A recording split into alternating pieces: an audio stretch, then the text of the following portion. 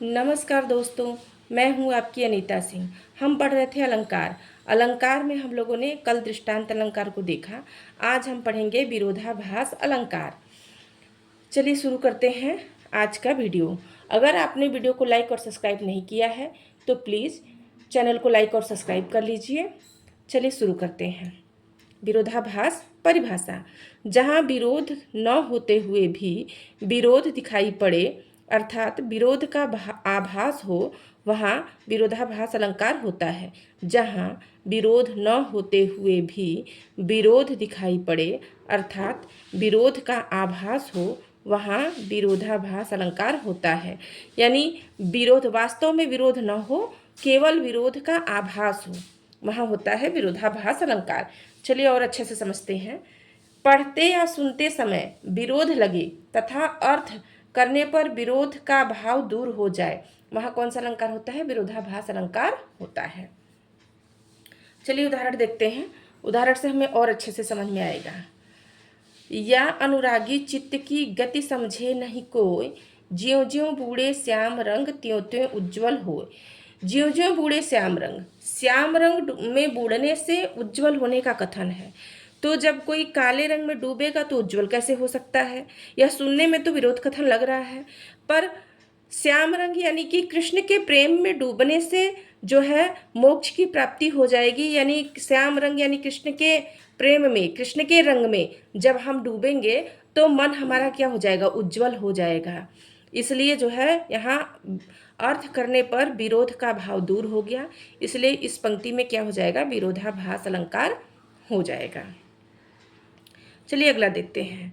तंत्री नाद कपितरस सरस राग रतिरंग, अन बूढ़े बूढ़े तिरे जे बूढ़े सब अंग। यहाँ भी सुनने में विरोध कथन दिखाई दे रहा है कि अन बूढ़े बूढ़े, जो नहीं बूढ़ा वह बूढ़ गया। तिरे जे बूढ़े सब अंग, वो तिर गया जो सभी अंगों सहित बूढ़ गया। यानी जो जो नहीं बूढ़ा वो कैसे बूढ़ सकता है, और जो बूढ़ गया वो कैसे तिर सकता है। तो यहाँ भी क्या है कि ईश्वर की भक्ति में जो डूब गया वो जो है क्या हो गया? तिर गया। वह इस भवसागर रूपी संसार से पार उतर गया। और ईश्वर की भक्ति में जो नहीं बूढ़ा वह इस भवसागर रूपी संसार में बुड़ गया, डूब गया। तो यहाँ भी क्या हो जाएगा? अर्थ करने पर विरोध का भाव, विरोध का कथन दूर हो जा रहा है। इसलिए इस पंक्ति में भी कौन सा अलंकार हो जाएगा? विरोधाभास अलंकार हो जाएगा। अन बूढ़े बूढ़े, जो नहीं बूढ़ा वह बूढ़ गया। यानी जो भक्ति में नहीं डूबा वह डूब गया। इस संसार में भवसागर रूपी जो संसार है इसमें क्या हो गया? डूब गया। और जो बूढ़ गया, सभी अंगों सहित जो भक्ति में लीन हो गया, वह इस भवसागर को पार कर गया। यानी जो है मोक्ष की प्राप्ति हो गई। अगला देखते हैं। शीतल ज्वाला जलती है, ईंधन होता दृग्जल का। शीतल ज्वाला जलती है, ईंधन होता दृग्जल का। यह व्यर्थ सांस चल चल कर करती है काम अनिल का। शीतल ज्वाला, अगर ज्वाला है तो शीतल कैसे हो सकती है? ईंधन होता दृग्जल का, आँखों के जल को ईंधन बताया है। तो जो है अब यहाँ अर्थ करेंगे कि शीतल, प्रेम की ज्वाला कैसी होती है? शीतल। और ईंधन होता दृग्जल का, आँखों का जल यानी कि जो आंसू होते हैं उन्हें क्या बताया है? ईंधन बताया है।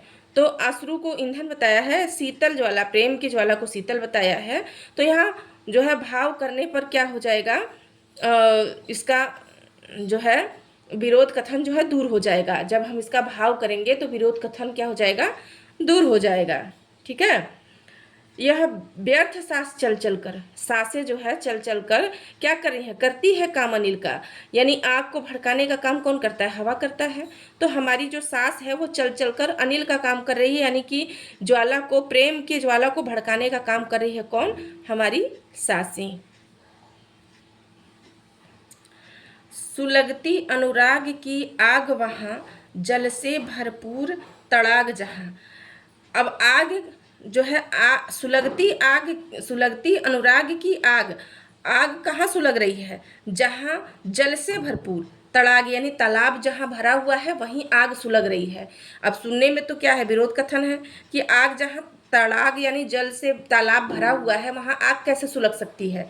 लेकिन जब अर्थ करेंगे कि अनुराग की आग, प्रेम की आग वहीं सुलग रही है, वहीं आग लगी हुई दिखाई दे रही है जहाँ जल से भरपूर, यानी नेत्रों में क्या दिखाई दे रहा है, अनुराग प्रेम की आग ज्वाला दिखाई दे रही है, आग दिखाई दे रही है, और नेत्रों में आंसू के रूप में जो है वहाँ भरपूर जल भरा हुआ है। कितना भी निकालो खत्म ही नहीं होता है, निकलता ही जाता है।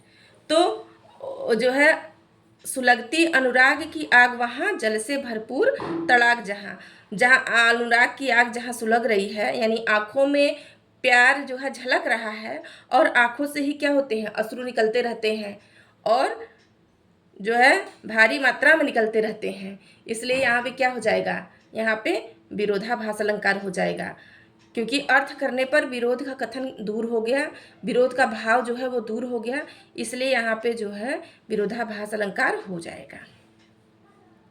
अवध को अपनाकर त्याग से वन तपोवन सा प्रभु ने किया, भरत ने उनके अनुराग से भवन में वन का व्रत ले लिया। अवध को अपनाकर त्याग से, अगर अपनाया तो त्यागा कैसे, त्याग दिया तो अपनाया कैसे, यहाँ यही विरोध कथन है कि अवध को अपनाकर त्याग से, अगर अपनाया तो त्याग कहाँ है, अगर त्याग ही दिया तो अपनाया कहाँ। तो जब अर्थ करने पर क्या हो जाता है, विरोध का भाव दूर हो जाता है कि भगवान राम ने अपना अवध को अपना कर त्याग से वन तपोवन सा प्रभु ने किया, वन को ही प्रभु ने क्या कर दिया, तपोवन बना दिया। भरत ने उनके अनुराग से, भरत जो है उनके प्रेम के कारण भवन में ही व्रत, वन का व्रत ले लिया, भवन को ही इन्होंने क्या बना दिया, वन बना दिया। वन की तरह जो है राम जैसे वन में रहा करते थे, उसी तरह भरत जो है भवन में ही रहने लग गए, यानी व्रत जो है वन का व्रत उन्होंने भवन में ही ले लिया। सरस्वती के भंडार की बड़ी अपूरब बात, ज्यों खर्चे त्यों त्यों बढ़े, बिन खर्चे घट जात। अब ज्यों खर्चे त्यों त्यों बढ़े, जब हम कोई चीज़ खर्चा करते हैं तो वो बढ़ नहीं सकता, और जब बिन खर्चे, जब हम खर्चा नहीं करेंगे तो वो घट कैसे जाएगा। तो यहाँ पे जो है सुनने में तो विरोध कथन है, लेकिन अर्थ करने पर कि सरस्वती विद्या ऐसी चीज़ है जिसे हम क्या करेंगे, जितने खर्च करेंगे उतने जो है वो बढ़ती जाएगी, यानी हमारा रिवीजन होता जाएगा तो हमें विद्या याद होती जाएगी। अगर हम नहीं खर्चा करेंगे, यानी किसी को नहीं बांटेंगे, किसी को नहीं बताएंगे, तो क्या हो जाएगा, न पढ़ने के कारण वो सब कुछ भूल जाएगा, उसका रिवीजन न होने के कारण वो भूल जाएगा।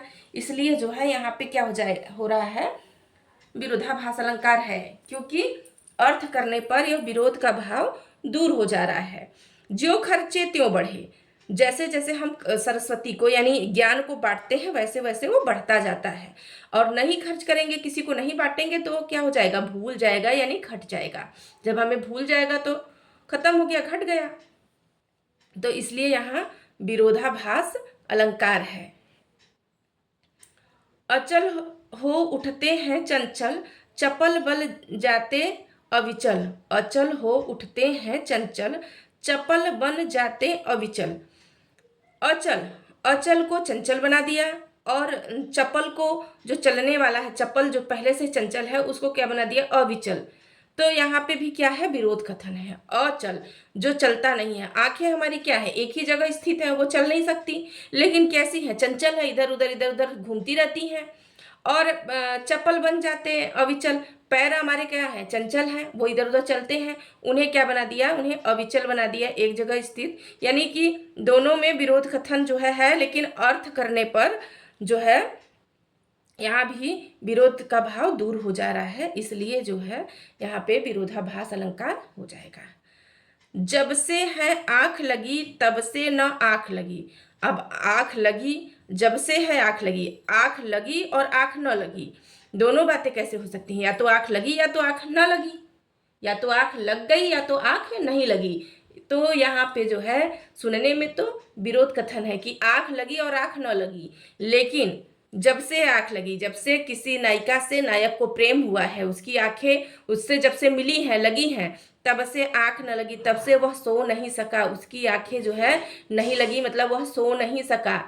तो इसलिए यहाँ पे जो है क्या हो जाएगा, यहाँ पे विरोधाभास अलंकार हो जाएगा। यानी जब से है आँख लगी, जब से उसे प्रेम हुआ है, तब से जो है न आँख लगी, तब से वह सो नहीं सका, कहीं भी उसकी आँख नहीं लगी, कहीं भी वह ठीक से जो है ना सो पा रहा है, ना कहीं इधर उधर ठीक से वह देख पा रहा है। तो यहाँ पे भी क्या हो जाएगा, विरोध भाव तो सुनने में तो विरोध कथन है, पर अर्थ करने पर विरोध का भाव जो है वो दूर हो जा रहा है, इसलिए यहाँ भी विरोधाभास अलंकार हो जाएगा। आज के लिए बस इतना ही, कल मिलेंगे, तब तक के लिए जय हिंद।